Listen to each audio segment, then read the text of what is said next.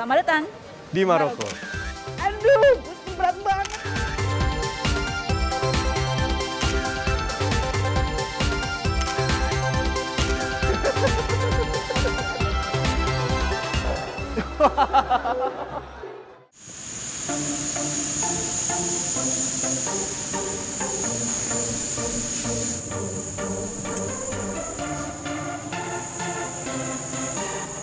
Tidak ada kegiatan yang lebih menyenangkan selain liburan.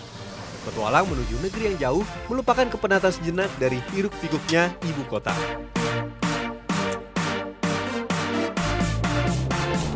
Betul, Ben. Tapi sebelum menikmati negeri sejuta pesona Al-Maghribi, kita harus siap menempuh perjalanan panjang selama 16 jam menuju ke arah barat laut ibu kota Jakarta. Tenang, Ma. Perjalanan sepanjang hampir 13.000 km pun tidak akan terasa. Karena selain penerbangannya nyaman, tujuannya adalah negeri di ujung barat laut benua Afrika, tempat bersandarnya semua keeksotisan alam Maroko. Jadi, tetap tenang, turunkan sandaran kepala, dan nikmati perjalanan.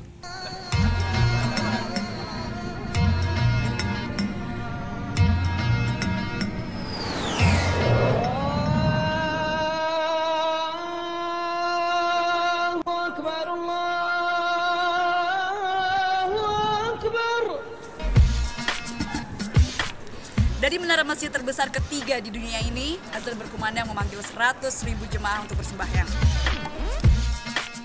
Dan bukan hanya untuk orang muslim saja, tapi juga menyambut semua bangsa di dunia untuk datang ke negara dengan 3 budaya, Afrika, Timur Tengah, Eropa.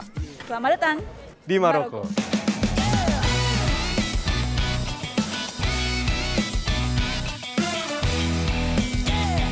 Masuk dalam peringkat 3 besar dalam daftar negara tujuan wisata untuk area Timur Tengah dan Afrika, membuat Maroko dibanjiri 9 juta turis per tahun selama 2 tahun terakhir.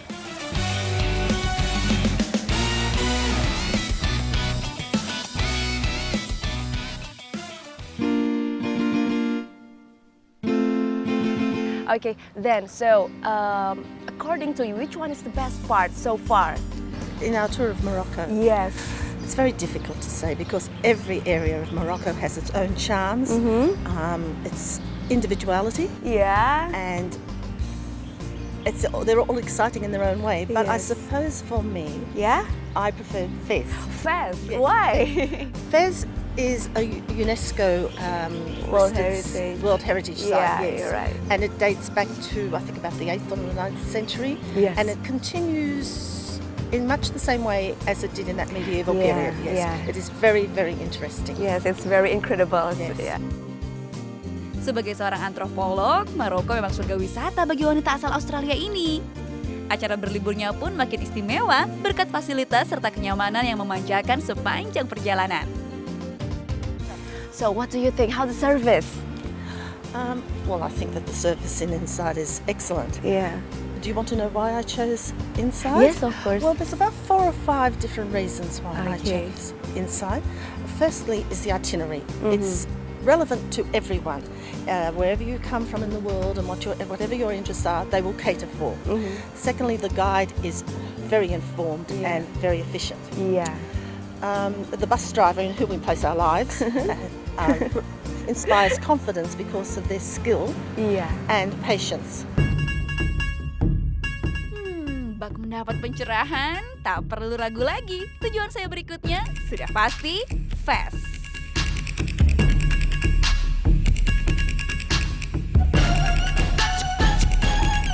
Kota terbesar ketiga di Maroko ini rasanya mustahil terlewatkan dalam daftar jelajah Anda di negeri Al-Maghribi. Kota yang berdiri pada tahun 789 Masehi ini bahkan diyakini menjadi kota terbesar di dunia pada awal abad ke-12. Sebelum Eropa dan Amerika menunjukkan keperkasaannya, justru di sinilah peradaban manusia pertama kali dimulai. Inilah pesona salah satu kota tertua di dunia, Fez. Eksis sebagai pusat peradaban manusia sejak 1200 tahun lalu, tak lantas membuat budaya modern leluasa menggempur kota ini. Sebuah kawasan padat bangunan tua bernama Fez El Bali akan membuat Anda percaya bahwa waktu ternyata bisa berhenti. Fez El Bali juga dikenal dengan sebutan Medina alias Kota Lama. Berada di sini rasanya seperti kembali menuju era kejayaan Fes pada abad pertengahan, di mana bangsa Eropa, Afrika, dan Timur Tengah bertemu dan melakukan banyak transaksi. Itu sebabnya hingga sekarang pun berdagang masih menjadi kegiatan utama di sini. Ini luar biasa ya, hidung dimanjakan dengan berbagai aroma bumbu masak dan mata dimanjakan dengan warna-warni segar buah-buahan dan sayur-sayuran. What is it? This is very huge vegetables. Yes, vegetables. Some kind of pumpkin. Pumpkin. Aduh, ini beratnya berapa ya kira-kira ya? Oh my god! Pernah lihat lambu segede gini? What is it for? It's put it on your neck. Oh my god! I don't think I can bear it. I can hold it. On your neck. Okay, so shall I go home for this? Yes. Oke, ini oleh-oleh buat yang di Jakarta. Aduh, berat banget buat bikin kolak ya, abis sebuah RT. Luar biasa ya. Aneka buah yang dikeringkan khas negeri Timur Tengah pun boleh sekalian dicicip. Dengan mayoritas penduduk beragama Islam, di sini juga warga Maroko banyak mengkonsumsi buah-buahan yang disebut dalam Al-Quran. Can I try this? Oke. Ini namanya figs. Figs atau buah ara yang juga dikenal dengan sebutan buah tin dalam bahasa Arab ini ampuh menyapu kolesterol yang menumpuk dalam tubuh. Sedangkan kacang almond dan aprikot sama-sama penutrisi baik bagi kulit. Dan emang terbukti sih. Nah ini dia, ini namanya cactus fruit. Can I try? Buah kaktus atau opuntia ini juga dikenal dengan sebutan pir berduri. Pada abad ke-17, para pelaut kerap mengkonsumsi buah ini sebagai pengganti sayuran hijau. Oh. Ini rasanya mirip banget sama apa ya? Lembut-lembutnya sih mirip kayak melon, cuman manis dan agak banyak berbiji di sini. Buah kaktus. Luar biasa ya. Kalau orang Maroko biasanya mengkonsumsi ini untuk memperlancar pencernaan. This is very good. Good. Ada.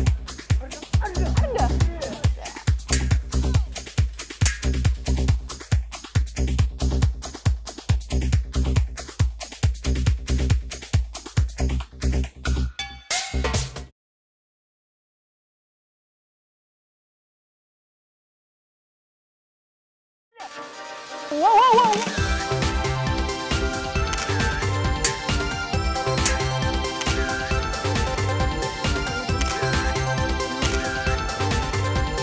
Wow, so now I'm officially Sahara girl.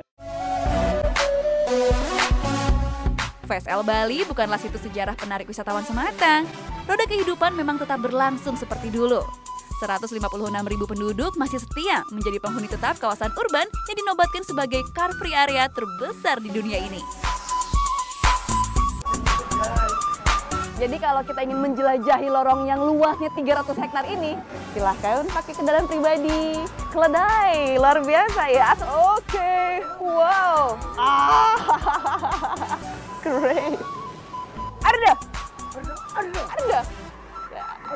Ini siap. Keledai sengaja dipilih sebagai partner kerja karena postur badannya yang tidak terlalu besar seperti kuda, namun punya tenaga yang cukup kuat. Pergerakan keledai pun cenderung lebih kalem sehingga cocok dibawa menjelajah lorong demi lorong. Jadi bukan sekedar untuk tunggangan, si keledai ini juga dipakai untuk mengangkut berbagai macam barang-barang yang harus didagangkan di sini ya. Oh, wow. I'm going down. How am I going down? Okay. Wow. Syukran ya Arda ya. Mwah. You too. Mwah.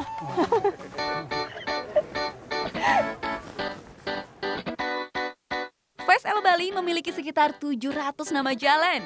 Bak berjalan menyusuri labirin, kita tak pernah tahu kemana lorong-lorong ini akan membawa kita.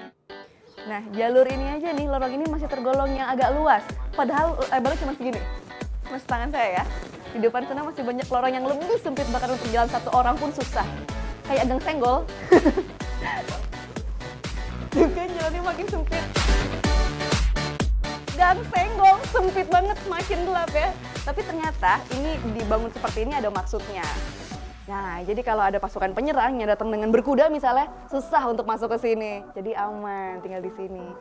Aduh, ini kemana ya? Jalanannya sama semua. Aduh.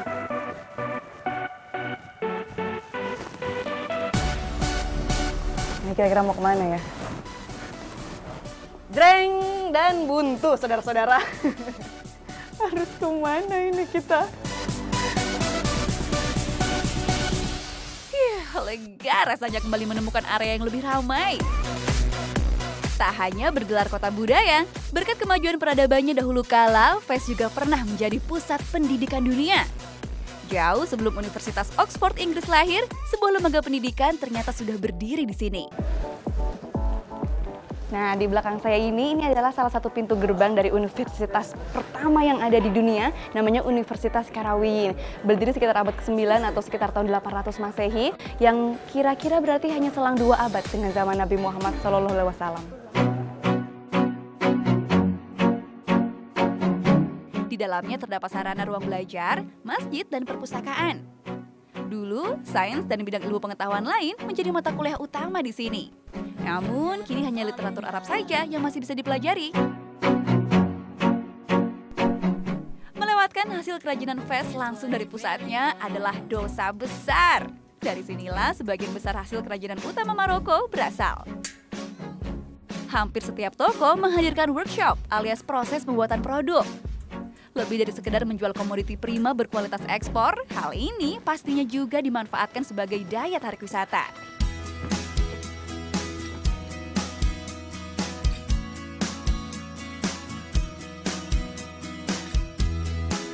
Karpet Maroko terkenal berkualitas tinggi, 100% wool, dibuat manual dengan desain yang tak mungkin identik. Per lembarnya dibanderol mulai dari 8 juta hingga 40 juta rupiah, tergantung ukuran dan tingkat kerumitan motif. Bahkan bahan pewarnanya diambil dari pewarna alami, seperti saffron untuk warna oranye dan kuning, bunga indigo untuk warna biru, dan bunga poppy untuk warna merah. Begitu pula dengan hasil kerajinan yang tak kalah spektakuler berikut ini. Sepintas, memang tak ada yang asing dengan produk kulit berkualitas wahid ini. Sampai Anda dipersilakan melihat langsung proses pembuatannya. Yap, inilah salah satu proses kerajinan kulit tertua sepanjang sejarah manusia. So, Muhammad, Yes. how is the process, the step? Well, normally the steps is below to the 11th century because this is the oldest tannery in Morocco, especially of the North Africa. Wow. It has been existing from the 11th century. Above this titan, there's times nothing changed. Always the same way, the same process. Until now? Till now, yes. Because the work it goes from father to son, generation to the others. Oh, okay. Nothing changed. This is not the main reason. The main reason they make more money before. Because Fez it used to be the capital of handicrafts whole Morocco. And Morocco it was so strong country. We were given till Senegal until Tunisia. Karena hanya memproses kulit binatang konsumsi, tak ada binatang yang harus mati sia-sia hanya karena diambil kulitnya. Selain itu, tak ada sedikit pun bahan kimia dalam proses ini. Proses perendamannya menggunakan asam dari kotoran merpati dan pewarna yang digunakan juga pewarna nabati. Pencucian dilakukan sebanyak 20 kali, sehingga dijamin tak akan ada aroma yang mengganggu. Dari proses perendaman, penjemuran hingga siap olah dibutuhkan waktu seminggu hingga 1 bulan. Inspirasi cenderamata khas Maroko juga bisa didapat di sini. Inilah proses pembuatan tissage alias seni kerajinan tenun yang memanjakan mata dengan warna-warni indahnya. Assalamualaikum, Hisham. This is very kind man. Want to show me how to wear it?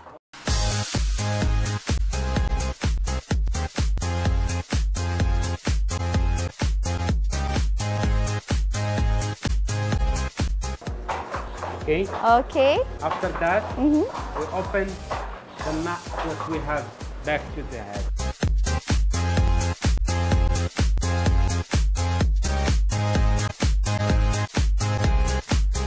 Wow. So now I'm officially Sahara girl. Yes. Now you need only camels. The Arabian style. Arabian. Arabian style. Oke, masih ada masih ada 1 model lagi. Namanya Arabian style. Arabian style, okay. Okay. Okay, let's put it on. Arabian style. It's so easy.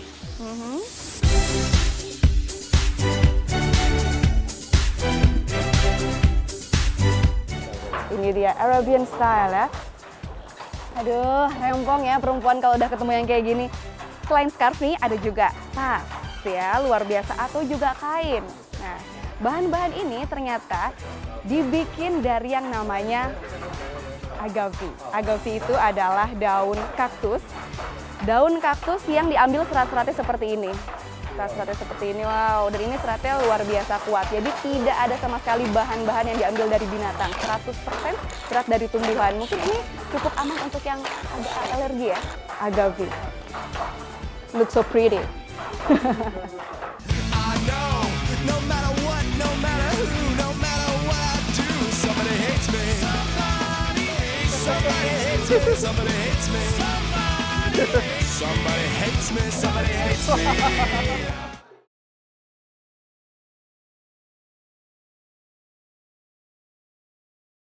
Cukup lah besok.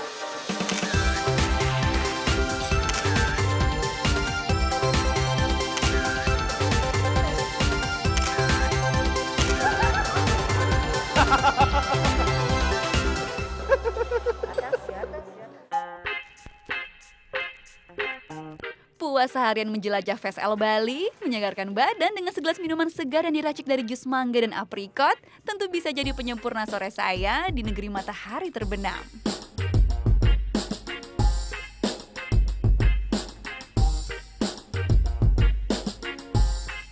Biarpun matahari sudah terbenam, kesenangan belum berakhir.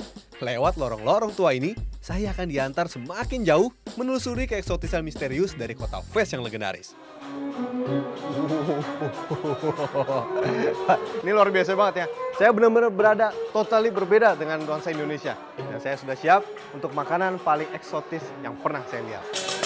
Wih, saya seperti diundang dalam suatu pesta kerajaan di kota Medina Lama.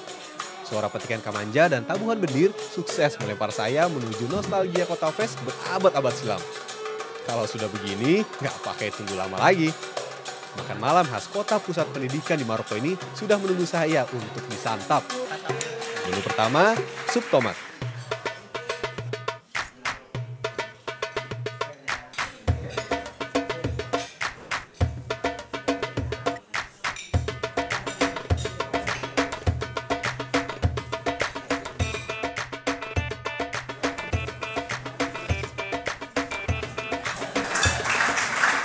Rasanya ini nggak kalah sama penampilannya. Jadi rasanya ini seperti sup tomat, mirip seperti sup tomat, tapi rempah-rempahnya lebih kaya. Karena Maroko ini kan gabungan dari berbagai bangsa yang datang sehingga membawa makanannya sendiri, membawa rempah-rempahnya sendiri, menjadikan makanan ini semakin unik. Magnifique. Menu kedua pun sudah menanti. Martabak merupakan makanan yang banyak ditemui di daerah Arab maupun India. Dalam bahasa Arab, martabak artinya terlipat. Persis seperti bentuknya yang memang terlipat-lipat berisi daging atau sayuran. Jadi dalamnya ini ada daging sapi, dimasak pakai daun bawang, dan rasa kayu manisnya ini kuat. Dan di luarnya nih ada taburan gula putih yang manis dan campur jadi satu. Siap nih. Jadi nggak cuma ini, ternyata benar-benar makanan asli dari Maroko dan benar-benar asli dari Fes. Wah, ternyata makanan saja belum cukup untuk menjamu tamu. Masih ada satu tarian unik yang siap menjamu saya. Siapa yang tidak tersenyum digoda oleh penari ini? Tarian ini adalah tarian asli rakyat Pegunungan Rif, salah satu gunung yang mengapit kota Fes selain Pegunungan Atlas. Dan haram hukumnya kalau cuma senyum. Di sini penonton juga akan dipaksa untuk ikut beraksi melenggakan tubuh di tengah penonton. Mereka yang malu akhirnya berusaha memberikan tips sebagai upaya untuk menolak.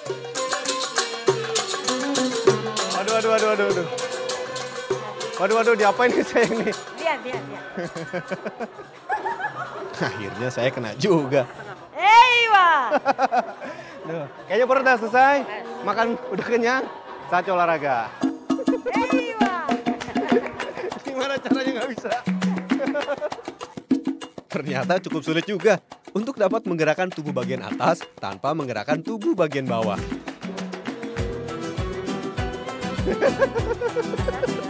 Kalau saya yang bergerak di tengah, kira-kira bakal dapat tepuk tangan nggak ya?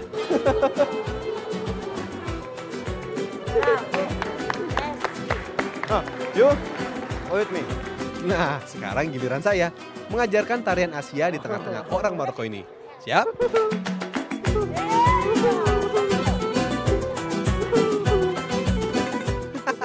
Ternyata ibu ini cukup jago juga. Maklum, darah seni memang sudah mengalir di darah orang Fes yang merupakan kota wisata.